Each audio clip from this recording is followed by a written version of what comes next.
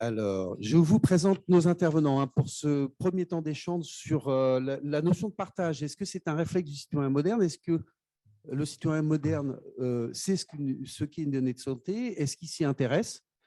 Pourquoi, si ce n'est pas le cas, faudrait-il y intéresser?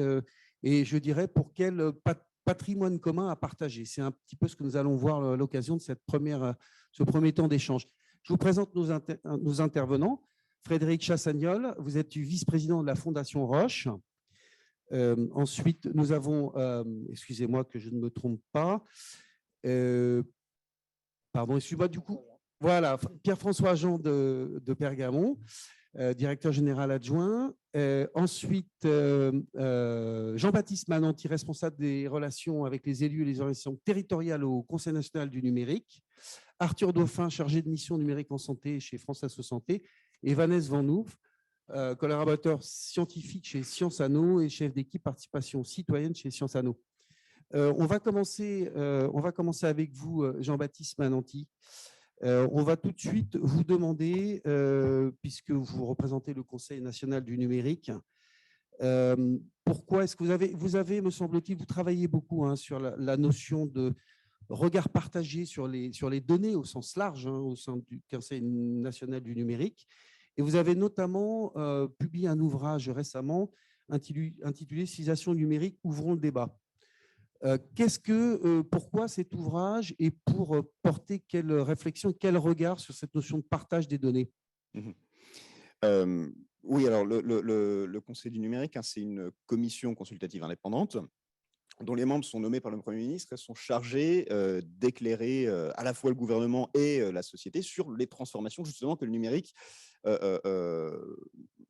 impose et propose à notre société, donc en termes de manière de penser, d'interagir, de démocratie, d'institutions. Et donc, effectivement, récemment, on a publié cet ouvrage qui revient sur ces impacts, sur ce que le numérique fait à la construction de la vérité, des fausses informations, la transmission des savoirs, les capacités d'attention. Et en particulier, on évoque la question de la confiance. Donc, c'est là qu'il y a un lien à faire avec ces enjeux de données de santé. Le sujet de la confiance des citoyens dans le numérique, de manière générale, c'est une notion fondamentale, c'est la base d'acceptation d'une politique publique. Sans confiance, les outils qu'on met ne servent à rien. Et vous le savez, en termes de santé, c'est d'autant plus fort qu'on parle, Gérard Raymond l'a rappelé tout à l'heure, de sujets qui sont très complexes, très difficiles à comprendre, à saisir, qui demandent d'être particulièrement didactiques. Et puis en plus, c'est des sujets qui sont passionnels, parce qu'on va parler de vie, de dignité, d'intime, de corps. Et donc, ça prête à la fois à la méfiance et à des grands espoirs. Et je pense que vous avez tous déjà observé, on reparlait de la séquence médiatique de différentes séquences médiatiques sur des fuites de données. On a tous pu observer des réticences que certains patients, certains usagers pouvaient avoir vis-à-vis de ce sujet.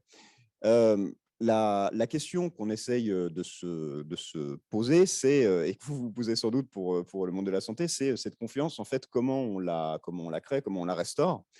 Là-dessus, il y a 4 points, je pense, qui peuvent être intéressants à explorer. En premier lieu, il y a l'écoute. C'est important d'avoir déjà une démarche d'écoute de la parole, de rencontre. Alors, il existe des cénacles et des facilités de rencontre entre les décideurs et la société civile, les corps intermédiaires, les patients experts, c'est indispensable. Mais il y a aussi la parole de ceux qu'on entend moins ou qu'on n'entend même pas du tout et qu'il faut aussi aller voir. Les gens qui n'en ont rien à faire ou qui galèrent avec ces outils ou qui en ont peur parce qu'au bout du bout, ce sera eux qui les utiliseront et c'est eux qui font convaincre. Donc d'abord, une démarche d'écoute et de recueil de la parole. Ensuite, c'est important de pouvoir apporter aux citoyens, aux usagers, des clés de compréhension de ces transformations. On doit comprendre ce qu'on nous met entre les mains, ça vaut pour les professionnels de santé comme pour les citoyens, les utilisateurs, les patients. Et donc, il y a des institutions comme l'ADNS, le FDATUB, qui s'engagent sur cette voie. C'est évidemment louable. Et puis, pour la santé, ça peut aussi parler par les professionnels de santé qui sont un tiers de confiance pour leur patientèle. En tout état de cause, c'est important de pouvoir décrypter, de pouvoir expliquer, de pouvoir éclairer et de pouvoir vulgariser. Là encore, je rejoins ce qu'a dit Gérard Raymond tout à l'heure. Donc, c'est un premier moyen d'établir un dialogue et de commencer à battre en brèche certaines théories farfelues, donc de restaurer une première part de la confiance. Bon, ça, vous allez me dire, c'est la partie passive, presque la plus simple, mais une fois qu'on a des citoyens éclairés, une fois qu'on a entendu ce qu'ils avaient sur le cœur, leurs craintes et puis leurs attentes, il y a un enjeu et qui est assez fort, qui est un enjeu de repolitisation du numérique. Quand je dis repolitiser, je pense à la politique au sens noble du terme, c'est-à-dire que l'idée, c'est c'est-à-dire que il faut pas ou il faut plus qu'on considère le numérique et ses outils comme quelque chose de donné, d'immuable, quelque chose qui serait imposé sous sa forme actuelle. Repolitiser le numérique, c'est en un sens permettre un débat sur le numérique qu'on veut et sur la société du coup dans lequel on veut. Alors la repolitisation, pardon, elle passe, elle passe par le débat, c'est le sous-titre de notre ouvrage, vous l'avez rappelé, et c'est là qu'on entre un peu dans le vif du sujet, parce que débattre, ça veut tout et rien dire. Pour débattre, d'abord, il faut des occasions de débattre. Alors, la plus fréquente, que vous connaissez toutes, c'est l'atelier de débat, entrée libre, jeudi après-midi, pendant 2 heures, à faire des post-it. C'est une première approche qui, en un sens, permet d'aborder un sujet, mais pour beaucoup de raisons de représentativité, de points de sortie qui sont assez légers, moi j'ai tendance à penser que ce n'est pas la solution la plus efficace. Et puis la forme la plus élaborée, mais entre les deux il y a évidemment tout un éventail de possibilités, c'est le format de la convention. Vous tirez au sort des citoyens qui sont représentatifs de la population et puis vous les accompagnez pendant plusieurs mois avec des rencontres, de la formation, de l'acculturation, des visites, etc. C'est ce qu'a fait entre autres à peu de choses près la DNS avec son comité citoyen à la fin du processus de création de notre espace santé, et ça a plutôt bien marché. Et cette seconde méthode, elle semble, en tout cas quand on en discute avec des gens qui ont mis en place et qui ont des retours d'expérience là-dessus, elle semble être celle qui fait le plus ses preuves, parce qu'elle permet de rentrer dans le fond des sujets et de finir avec des propositions qui sont plus concrètes et opérationnelles. Et c'est là qu'on en arrive justement à mon dernier point, qui est le plus important et qui a encore été rappelé tout à l'heure, c'est que pour débattre, il faut des opportunités de débattre, mais débattre dans le vide, ça ne peut que créer de la frustration. Quand vous mettez en place une convention et puis que ces résultats ne sont pas traduits en politique publique, on va droit dans le mur. Et quand vous avez passé une journée et encore plus 3 mois à discuter et à faire des propositions qui finissent dans un tiroir, ça ne passe pas.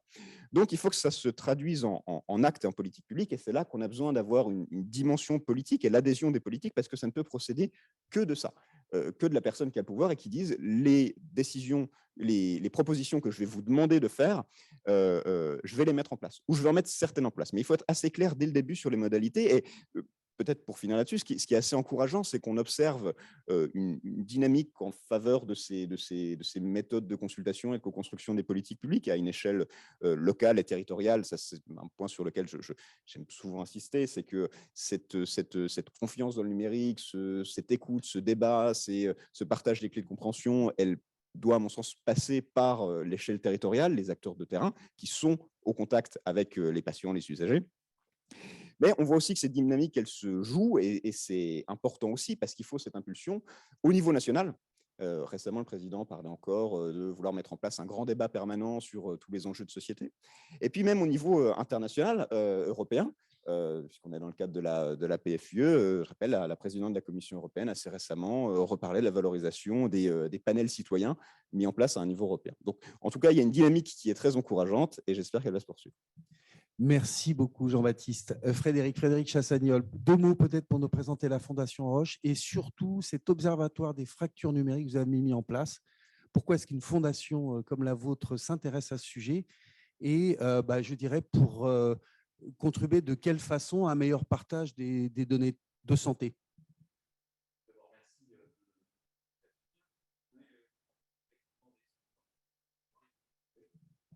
Alors, le micro, peut-être prenez l'autre micro, Frédéric, si vous voulez bien. Désolé, pourtant ils sont allumés, mais… Pas de souci. C'est mieux? C'est mieux. D'accord. Donc, merci tout d'abord de nous accueillir et de nous donner l'opportunité d'échanger sur ce sujet qui est absolument critique. Le professeur Théniard nous le rappelait tout à l'heure. Donc, la Fondation Roche, créée en 2004, c'est une fondation d'entreprise du laboratoire Roche, qui a en fait une mission d'intérêt général et qui vise à effectivement apporter des progrès en santé, puisque c'est notre champ d'action. Donc, on s'est intéressé pendant une grosse décennie à la prise en charge des maladies chroniques, et on a fait en sorte de contribuer pour une amélioration de cette prise en charge des patients atteints de maladies chroniques. Et puis, chemin faisant, avec, j'allais dire, le numérique prenant une importance croissante, il nous a semblé pertinent de concentrer la mission de la Fondation sur une contribution qui vise à améliorer le partage de la donnée de santé.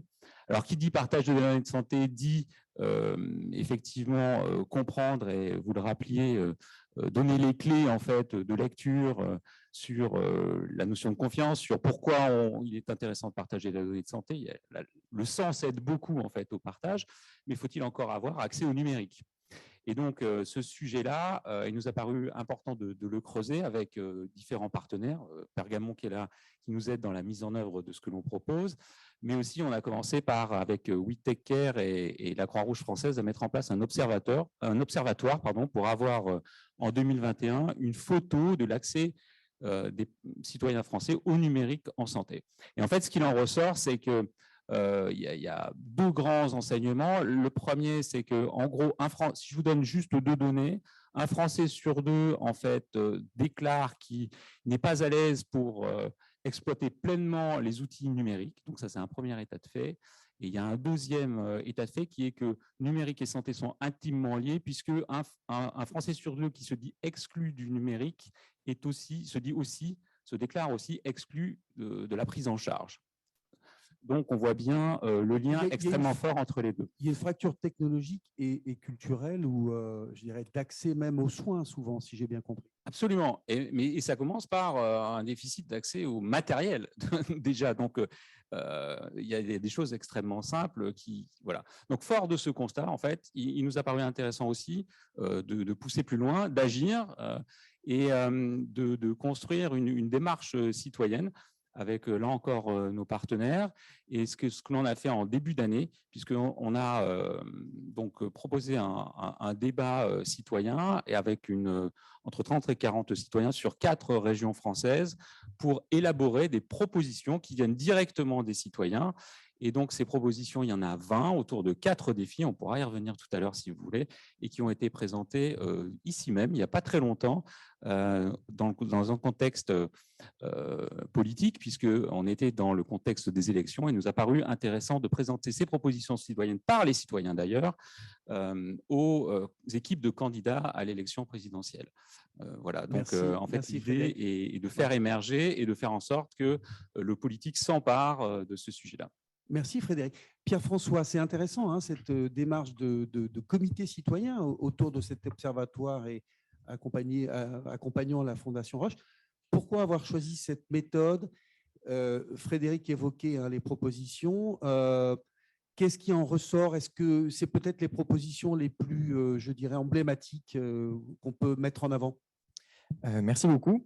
En fait, quand la Fondation a voulu mettre sur la table ce sujet de l'accès au numérique et de l'accès aux soins, on s'est tout de suite dit qu'il fallait qu'on implique énormément de parties prenantes, les associations, les représentants d'associations de patients. On a mis en place un conseil scientifique auquel Caroline Guillot, qui est directrice adjointe des relations associations et citoyens au sein de Health Data Hub, nous a rejoint aussi pour réfléchir un peu aux méthodes à mettre en place pour travailler cette thématique. Et en fait, on n'avait pas concerté le CNUM, mais on a employé un peu la méthodologie que vous avez indiquée. On a eu un temps zéro avant qui était le temps de la compréhension du problème, et cadrer le problème, c'est aussi important. C'est-à-dire que c'est pas juste une thématique, un débat. Il faut essayer de comprendre où sont les nœuds et sur quel sujet on veut faire travailler les citoyens, d'où l'intérêt de l'observatoire qu'on a mis en place, qui était plutôt une jambe quantitative, un sondage d'opinion sur 2000 Français. Et ensuite, on a eu la partie concertation citoyenne, où là, on a eu les mêmes étapes. D'abord l'écoute, avec des citoyens qui ont exposé un peu leurs craintes par rapport à l'accès aux soins, l'accès au numérique. Donner les clés de compréhension aussi. On a essayé d'organiser le dialogue entre les citoyens et des experts, que ce soit des juristes, des personnalités impliquées dans le développement de services numériques en santé, que ce soit le Health Data Hub ou Arthur Dauphin, qui était là aussi de France Asso Santé, pour essayer de faire de la pédagogie, expliquer les problématiques aux citoyens et surtout engager le dialogue aussi avec les citoyens. Il y a eu la phase du débat, de l'échange, la formulation de propositions, et on a aussi tenté la traduction en politique publique, puisqu'on a amené les citoyens pour qu'ils puissent présenter leurs propositions au porte-parole santé des candidats à l'élection présidentielle. Donc notre conviction à nous, chez Pergamon et avec la Fondation Roche sur ce sujet, c'est que la recherche n'appartient pas exclusivement aux chercheurs. Donc on a voulu construire ces méthodologies-là pour avoir un apport sur 3 volets. D'abord, un apport scientifique avec des clés de compréhension sociologique sur cette fracture numérique, cette fracture de l'accès aux soins. Un apport aussi politique en travaillant à l'élaboration de propositions, et puis on pourra y revenir, notamment des propositions assez fortes sur la question du don de données, et puis un apport aussi démocratique, parce que ce dialogue entre les experts et les citoyens a une vertu en soi, c'est-à-dire que les citoyens qui peuvent avoir un certain nombre d'a priori sur les thématiques vont se mettre à y réfléchir, et leur pensée va évoluer ou se confirmer et se renforcer sur un certain nombre de thématiques. Et en fait, là où on avait un espèce de monstre du numérique en santé, on en fait un objet politique dont les citoyens se saisissent, et il y a une vertu performative à ces débats citoyens. Au-delà des politiques publiques qu'on peut mettre en place, on a une intelligence collective qui se construit, et puis des convictions politiques qui se forgent là où il n'y en a pas forcément au début de la démarche. Alors, vous l'évoquiez, hein, la notion de don de données, à l'instar un peu du don d'organes, si je ne m'abuse. Peut-être dans les détails, est-ce que cette proposition, elle est structurée? Ça se passerait comment et ça donnerait quoi, selon vous? Je te laisse compléter, Frédéric, Oui, si tu veux, mais moi, je vais juste raconter la manière dont cette proposition a émergé dans les ateliers citoyens. Parce qu'au départ, quand on met ce sujet-là, la question du partage des données, les citoyens sont plutôt contre. C'est-à-dire qu'ils ont peur. Ce sont leurs données personnelles. Ils imaginent tout de suite leurs données très intimes, comme vous le disiez tout à l'heure, mon poids, mes pathologies, mes antécédents médicaux. Ils n'ont pas envie de les partager. Ils n'ont pas envie de les partager ni à Facebook, ni à Google, ni au laboratoire pharmaceutique. Et puis à un moment, on leur explique ce que fait le Health Data Hub, ce que font les chercheurs avec les données. C'est quoi ces données? En fait, ce sont des données anonymisées ou pseudonymisées. Ce sont des jeux de données où on mélange plusieurs données, c'est-à-dire qu'on n'a pas accès à la donnée individuelle des personnes. Et surtout, on leur explique aussi à quoi ça sert. Ça peut aider à identifier des incompatibilités de médicaments et d'éviter des erreurs dans la prise en charge des patients. Ça permet d'accélérer la recherche et de trouver des innovations thérapeutiques ou des nouveaux services en santé pour faire progresser la prise en charge du diabète ou des cancers. Et une fois qu'ils comprennent à quel point le travail de ces données peut être un accélérateur de l'amélioration des services de prise en charge ou des traitements d'un certain nombre de pathologies, assez spontanément, dans l'atelier, des citoyens se sont dit, mais en fait, aujourd'hui, le don d'organes, ça a changé. On a un don d'organes par défaut. Et si on n'est pas d'accord, on peut s'y opposer. En fait, on considère que les données, ça peut être considéré comme un patrimoine collectif si on a un certain nombre de garde-fous qui sont l'anonymisation, qui sont la capacité de revenir sur le partage de données et la capacité de dire non également. Et donc, pourquoi pas avoir un don de données par défaut? On en fait un patrimoine collectif, on fait avancer la recherche avec ça collectivement. Et par contre, on a le droit, si on n'est pas d'accord, de ne pas rentrer dans cette dynamique. Et donc, c'est comme ça que la proposition est arrivée sur la table. Merci, Père François, pour cette belle illustration. Frédéric, peut-être en 2 mots, les suites de cette initiative, selon vous, qu'est-ce que vous souhaitez à la Fondation Roche? En fait, l'idée, c'est de poursuivre et de continuer à agir. Donc, nous vous l'avons dit tout à l'heure, donc l'idée, c'était de partager ces propositions citoyennes, déjà donc aux politiques. Il y a un certain nombre de propositions qui font écho, d'ailleurs, et j'ai lu, il n'y a pas très longtemps, une déclaration du président de la République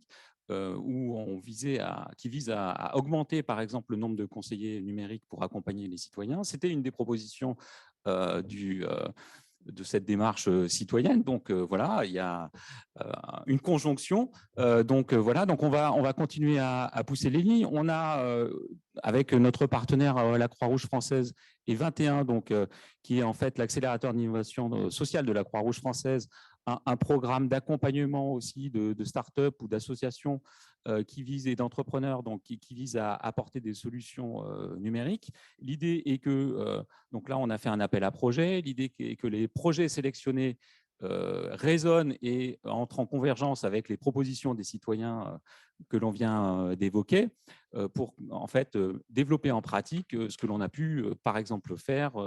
Donc là, c'est la 3e session d'Impact Data. On a déjà démontré qu'on était en capacité d'accompagner des entrepreneurs avec Impact Data 2, par exemple, pour juste donner 2-3 exemples très concrets, parce qu'il faut être tangible. Il y a eu, par exemple, un accompagnement de Reconnect, qui est une start-up qui a visé à mettre en place en fait un coffre-fort numérique pour les personnes qui sont exclues de la société et qui vise en fait à partager in fine après leurs données, ou à leur donner des moyens et des outils pour avoir pour être en capacité de stocker leurs propres données. Donc, c'est un exemple extrêmement tangible et concret, mais qui résonne bien avec ce que les citoyens attendent. Juste pour partager ce qu'on a pu vivre personnellement dans cette démarche citoyenne, puisque c'est la thématique de la table ronde, ce qui est assez intéressant, c'est que au-delà de la méthodologie qui était absolument transparente, on arrive à des propositions qui sont éclairées, qualitatives et qui correspondent à des attentes extrêmement pragmatiques et concrètes. Donc, on a une convergence, j'allais dire, vers des propositions qui sont tout à fait activables. Et au fond, c'est ce qu'il est intéressant de noter dans cette démarche citoyenne. Je suppose que c'est intéressant pour le Conseil national du numérique, parce que cet exemple montre la capacité à inverser un peu la tendance, c'est-à-dire d'un citoyen qui subirait, qui a l'impression que la donnée vient d'en haut et ne lui est pas utile. Là, un certain nombre d'initiatives viennent des citoyens. C'est ça qui est intéressant. Merci à vous. Arthur Dauphin, chez France Assos Santé, donc on est convaincu qu'il faut effectivement partager ces données avec le citoyen, qu'il faut avoir une démarche citoyenne sur ce sujet, mais encore faut-il la construire, l'élaborer, avoir des méthodologies. Comment est-ce qu'on s'y prend? Comment est-ce qu'on crée des travaux participatifs sur le partage de la donnée? Alors, vaste question, et vous l'avez entendu en introduction par Gérard Raymond, c'est évidemment un sujet qui occupe l'esprit des usagers, des associatifs depuis longtemps, avant que le Health Data Hub ne soit le Hub et avant que France Assos Santé ne soit France Assos Santé d'ailleurs. Mais c'est vrai qu'on a une perspective, effectivement, nous, qui nous est aussi un petit peu propre, associative, en se rappelant que France Assos Santé, on réunit des associations de représentation des usagers, donc forcément avec aussi une perspective qui est très liée à la défense des droits, par exemple. Mais on s'intéresse de plus en plus au côté plus citoyen, plus grand public aussi, qu'il faut prendre en compte quand on a effectivement ces discussions et ces échanges. Et je vais peut-être mettre en avant un projet qu'on a en cours avec justement la direction citoyenne du Health Data Hub sur la construction d'un baromètre autour des connaissances des données de santé, alors qui est vraiment au tout début, puisque on a fini clôturer les derniers panels il y a une dizaine de jours. Et en fait, il y a cette ambition de créer un baromètre qui puisse être annuel et être pérenne, en tout cas, sur les connaissances que peuvent avoir du coup le grand public. On le construit là avec le Health Data Hub qui a pu le partager à un panel représentatif. Nous, on a pu y prendre part et le partager aussi à un panel de représentants associatifs. Il y a d'autres partenaires, je pense dans le monde étudiant aussi, qui ont relayé. On a aussi d'autres partenaires, d'autres acteurs qui peuvent avoir vocation à rejoindre aussi cette démarche. Et puis avec des questions autour de interroger les connaissances, oui, interroger les perceptions, c'est effectivement pas la même chose exactement. Et alors, je ne vais pas forcément parler des résultats parce que je vous dis, c'est encore très récent, mais il y a peut-être une première tendance, en tout cas, qui semble se dessiner assez clairement sur les différents panels. C'est qu'il n'y a pas assez d'informations sur les projets de données de santé, mais en tout cas, tout le monde est d'accord pour dire, mais on veut en savoir plus. Il faut aller plus loin et nous, on est intéressés. Et donc, ça va rejoindre aussi ce que disait un petit peu Pierre-François Jean sur la question, quand on parle du partage des données de santé, expliquer quels sont les bénéfices, finalement, c'est un prérequis qui est assez majeur. Parce que, ce que je vous dis, nous, on peut avoir un discours associatif qui est peut-être très focalisé sur la sécurité, la confidentialité, et je vous dis, et c'est normal, c'est aussi une perspective qui nous est propre. Et il faut aussi s'intéresser au discours plus citoyen, peut-être un peu moins sensibilisé, un peu moins engagé ou militant. Et finalement, c'est pas toujours, ça se cristallise pas forcément ces débats autour des fantasmes négatifs de la sécurité. Alors, ils existent, et il faut en prendre compte pour pouvoir un petit peu les démystifier tout ça, mais il y a quand même une convergence autour de ce fait, effectivement, le partage des données pour la recherche, pour la santé publique, c'est une évidence. Et c'est peut-être trop une évidence, et c'est peut-être devenu peut-être un lieu commun qui montre qu'on n'en discute peut-être pas assez finalement. Et il y a peut-être un vrai intérêt finalement à ce qu'on creuse cet aspect-là, ce qu'on en parle plus, au-delà effectivement de créer ce cadre de confiance, ce cadre de transparence, effectivement, de savoir à quoi vont servir nos données de santé. On est d'accord pour les partager, mais on veut savoir finalement qu'est-ce qu'on partage et à qui et pourquoi. Et comment ça va nous revenir sous forme de bénéfices collectifs et individuels. Il ne faut quand même pas le mettre de côté, si je ne m'abuse. Donc, c'est une étude, c'est un baromètre que vous menez avec le HDH, si je ne m'abuse. Est-ce qu'il permet d'ores et déjà peut-être de repérer des profils de public qui seraient beaucoup plus éloignés, beaucoup plus hostiles, beaucoup plus, je dirais, anxieux par rapport à l'exploitation des données de santé? Et est-ce que justement, ce profilage de public pourrait permettre d'adapter des politiques d'aller vers sur la donnée de santé? Alors, à ce stade du projet, on n'est peut-être pas encore dans ce degré d'analyse et c'est effectivement, en tout cas, une première étape un peu préfiguratrice de ce que pourrait devenir ce baromètre. Mais justement, c'est des questions, c'est des réflexions qu'on doit mener pour se dire que doit devenir vraiment ce baromètre une fois qu'on a rassemblé aussi d'autres acteurs et qu'on consolide de ce projet. Pour l'instant, c'est un questionnaire de 7 questions fermées, donc assez concis, qui avait été relu par la CNIL et qui nous permet du coup, voilà, je vous dis, une première tendance sur ce besoin d'information.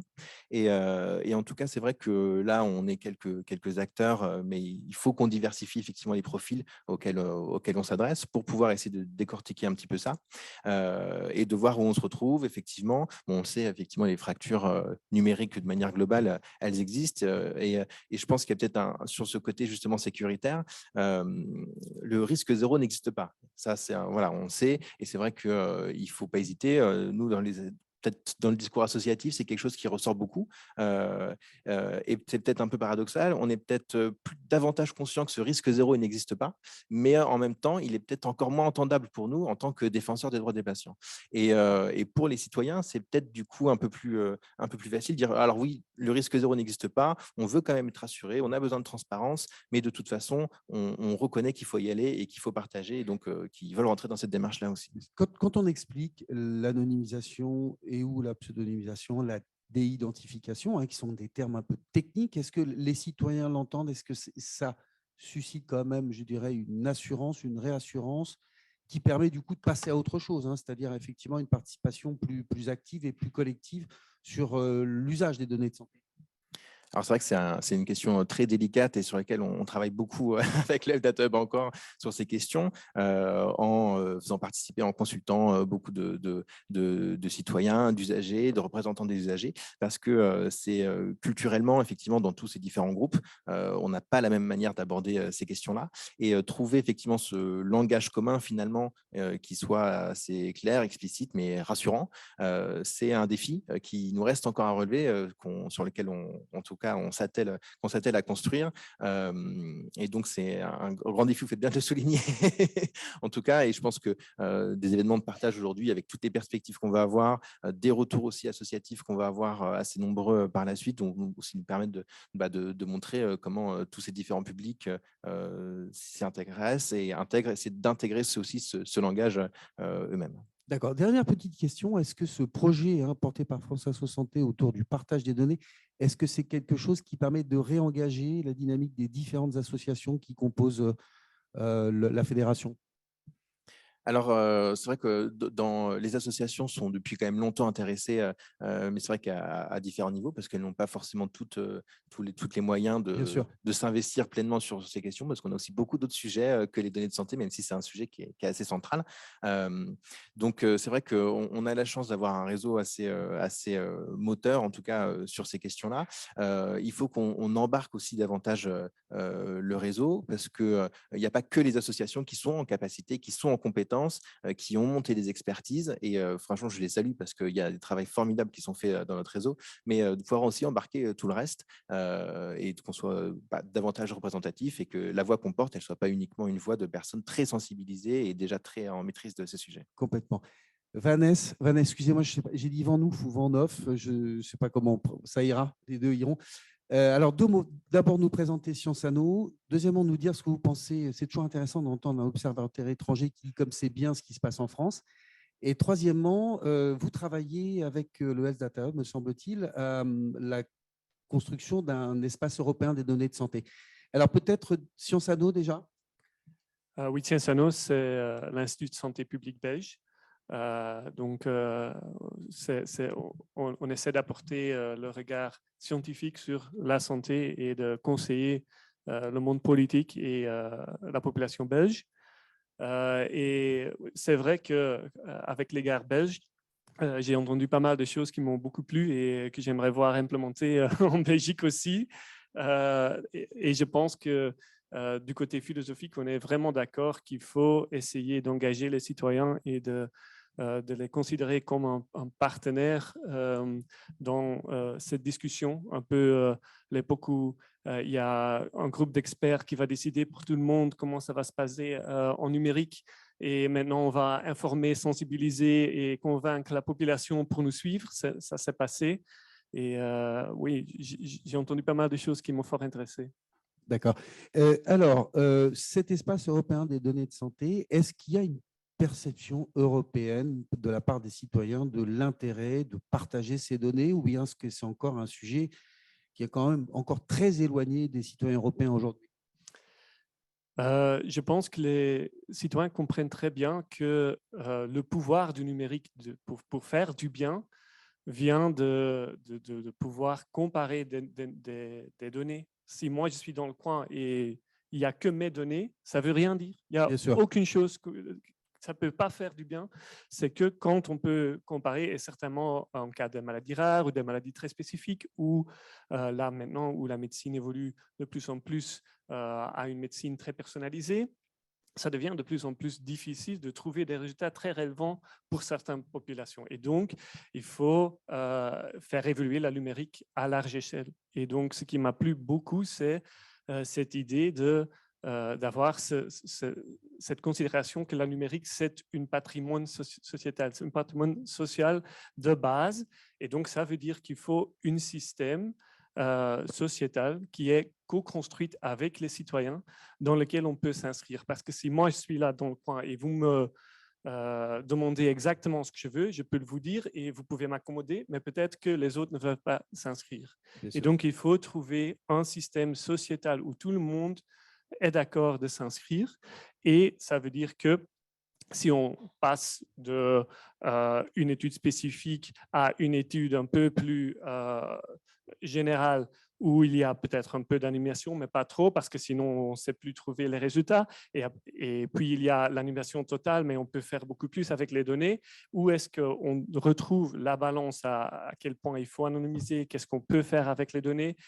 Ça doit être un système, un cadre légal, éthique et sociétal qui fait partie d'un patrimoine, d'une culture de la numérique.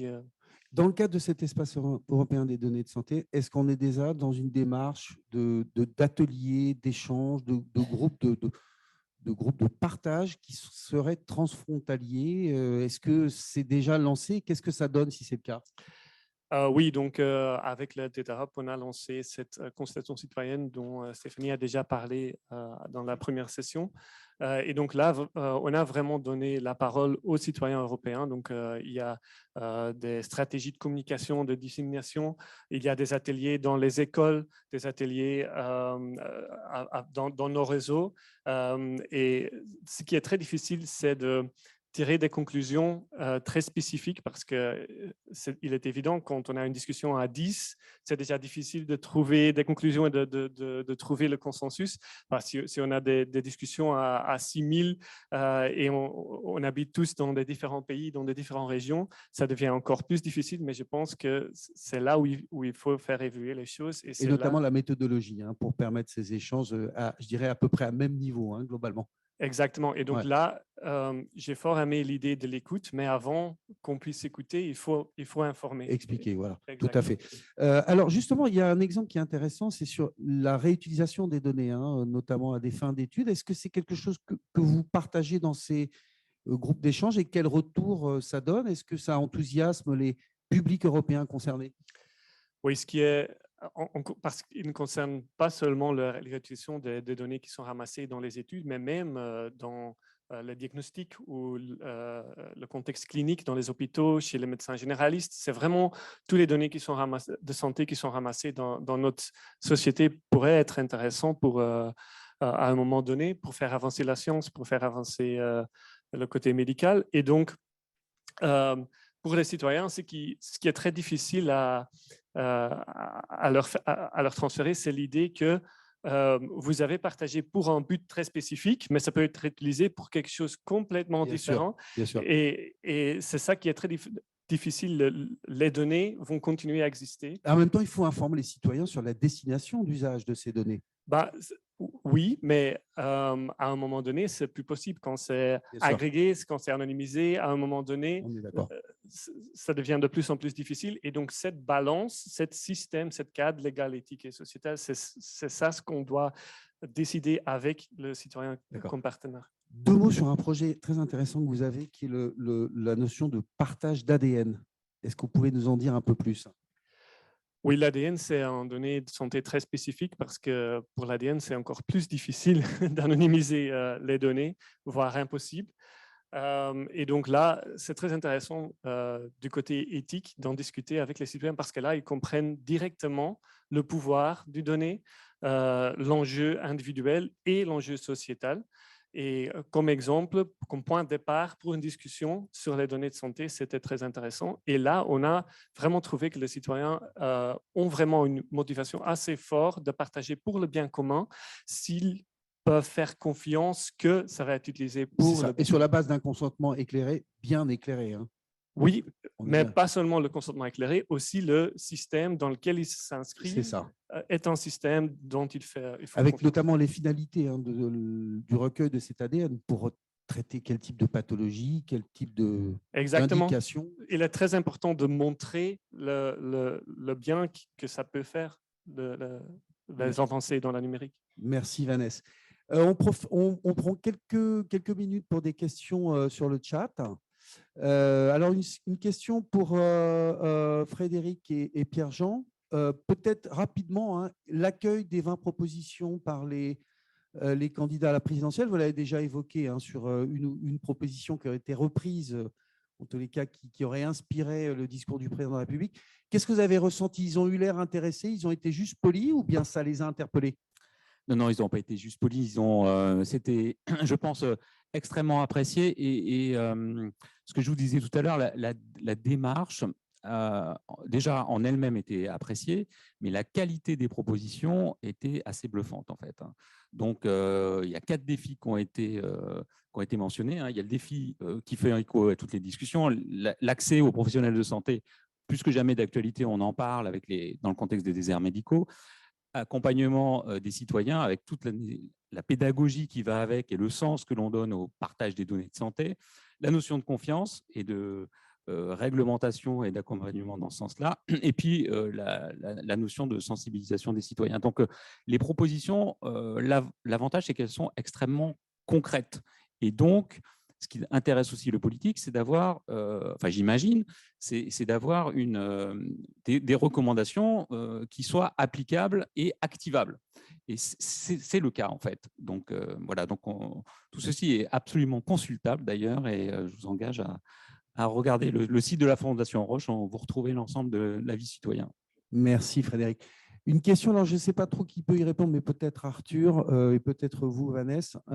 La dimension réglementaire de l'explication hein, sur le partage de données et notamment sur des concepts qui peuvent être techniques et compliqués. Hein. Donc la question, c'est est-ce que vous avez des dataïstes experts juridiques qui sont capables d'expliquer clairement ce qu'est l'anonymisation profonde, le chiffrement de bout en bout, et voilà, et comment c'est absolument indispensable pour construire l'espace européen des données de santé. Arthur et Vanessa.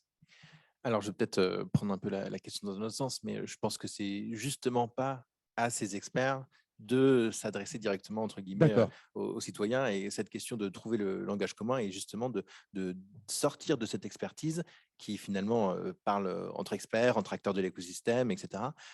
Mais si ça n'a pas encore, entre guillemets, pénétré toutes les couches de la société civile, c'est aussi qu'il y a une raison et que l'acculturation numérique de manière globale, elle est inégale, et notamment sur ces questions de données de santé qui sont effectivement très techniques, très réglementaires, mais on peut faire le parallèle aussi avec d'autres notions, hein, comme le consentement à la réutilisation ou la non-opposition, selon du coup l'environnement dans lequel ces données sont, qui sont encore des sujets qui ne sont pas évidents à comprendre et qui nous sont chers aussi, hein, le consentement, et c'est difficile de dire, mais la non-opposition, est-ce que c'est souhaitable, acceptable ou pas? Et c'est vrai que c'est des notions qu'il faut expliquer, et justement pas avec des experts qui parleraient à des citoyens, entre guillemets, comme ça. Bien sûr. Vanessa, est-ce que la réglementation européenne est suffisamment harmonisée en termes de protection des données pour que ça apporte des garanties, je dirais, aux 400 millions d'Européens?